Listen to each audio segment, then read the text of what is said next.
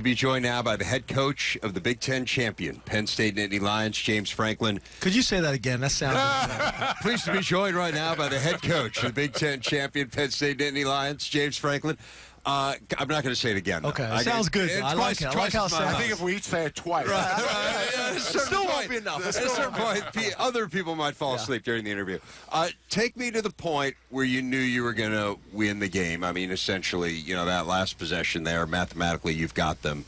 What's going through your mind as it ticks down, as it hits zero, and you realize what you guys have accomplished? Well, obviously the 4th and 1, was huge, and they've been running the ball really pretty much at will all night long. That was the difference in the first half. Their O-line was really controlling the game. Their D-line was really controlling the game. So, for us to get a stop like that was huge. And then obviously you're saying, what's the best situation here? Do we quick punt it and get it off, or do you take the knee and run around? And obviously we made the right call there, and having a timeout to be able to talk those situations through. But it still doesn't I think until you start walking across the field to shake that coach's hand, that's when it starts to kind of set in, to be honest with you. And what was that thought? I mean, what are you thinking about at that moment? To be honest with you, again, even now, I haven't had a minute. I don't know. It's when you stand up and you raise that trophy in front of all the fans and they're going berserk. That probably is when it first kind of hits home, and it's amazing to think about where we were when I arrived here 3 years ago. 65 scholarships, a lot of challenges. 75 scholarships, a lot of challenges, a lot of questions, a lot of concerns. I got a question just a minute ago about this past year. I don't really look at it. It's been like 3 years, and think about all the steps that we've taken to get to this point. And it wasn't always easy to see it on the outside, but we saw it internally that the steps were being made. Coach, that last drive in the second half, you scored, you threw the ball a bunch. Obviously, you were in a 2-minute situation. How well you threw it in that drive, did that have anything to do with your halftime adjustments that you thought you could throw it more the second half? You won the game basically by throwing the ball. We felt like we matched up well on the perimeter. We felt like that early in the game, but we weren't able to protect consistently enough. Trace was running for his life. We weren't able to run the ball. So we told the guys we're just going to need to strain just a half second longer to give it a little bit more time, because we liked our matchups on the perimeter. We've been doing that really all year long, making big plays, going up and getting the ball. We felt like we were going to have to be able to do that. And let's be honest, no one's really been able to run the ball on those guys. And our offensive line, we got a couple freshmen that are starting in there. We had to get them settled down at halftime, and once we were able to do that, fortunately, it was only 28-14. We were fortunate to only be down 28-14 after the first half. What's the message at halftime to the team? It's just that, I hate saying that we're a second-half team, because I'm trying to break that mentality. But it's also... Be nice to be a first-half team, correct, too, right? Correct. We hate the first half. But it is nice to be able to go in and say, look, guys, we're averaging 27 points in the second half over the last 8 games. We're averaging only giving up 6 points on defense over the last 8 games. So we got them right where we want them right now. And our guys believe. They really do. We've played like that really all year long. And I think, to me, that's a sign of a good team when you're able to find different ways to be successful. We've blown people out. We played tough. We've had comebacks. We've kind of done it all. Well, you might as well give us the message after the game now as well. What did you say to the team after the game? I said a couple things. Number one, I'm proud of them. I love the guys in the locker room. I love going into that locker room. I love going to practice with them every single day. Very, very proud of them. They should be proud of themselves. And then I also said, look, I don't know what the future holds.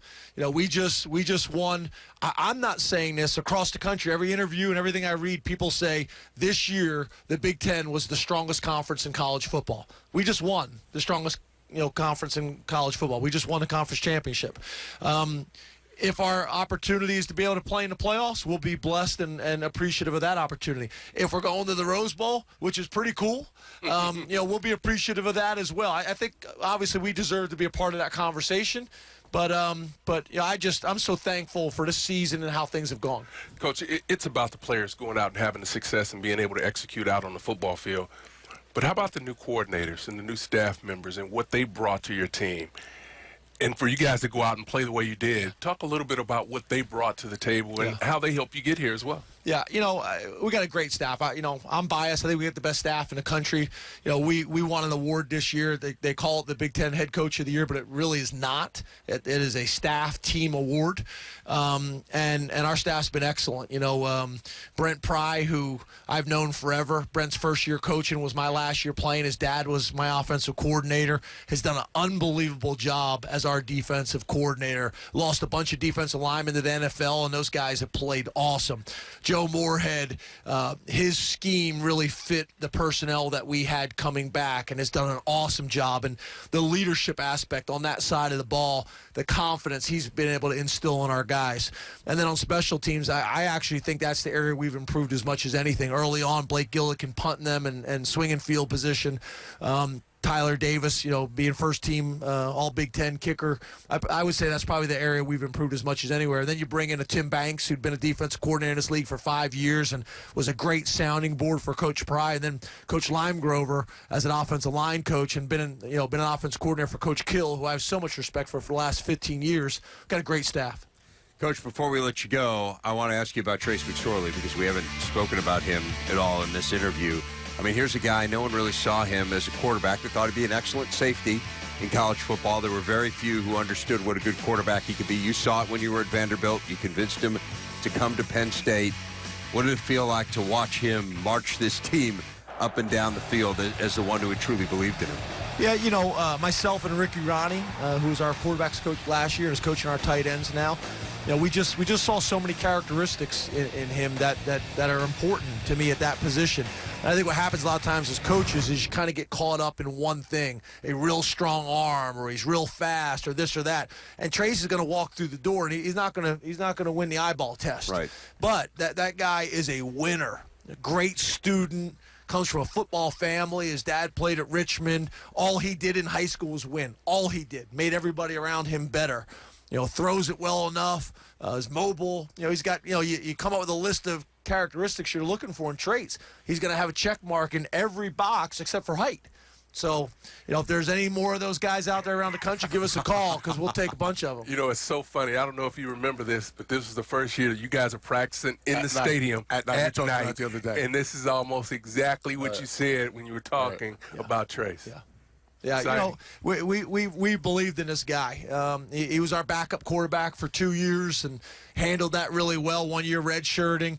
There was always kind of an excitement and a confidence in our team and him. Tommy Stevens, the backup quarterback, we're excited about him as well. So we're starting to kind of put the pieces of the puzzle together. And what I like about it is, we only got 4 seniors starting for us. So we can continue to build on this foundation, not only for this season, but also for years to come. So, that's the thing I'm probably most proud of is we're building this the right way for the long term.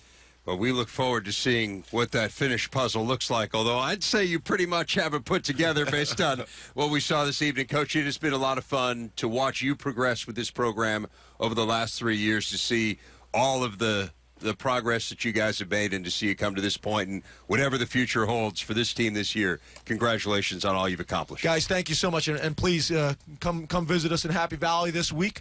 Check out some practices or what else, has some stickies, or whatever else you got going on. Come and visit us. All right. All right, We'll thanks a lot, Coach. James Franklin, Thank you. Big Ten Coach of the Year and a Big Ten champ as well. Back to Chicago we go.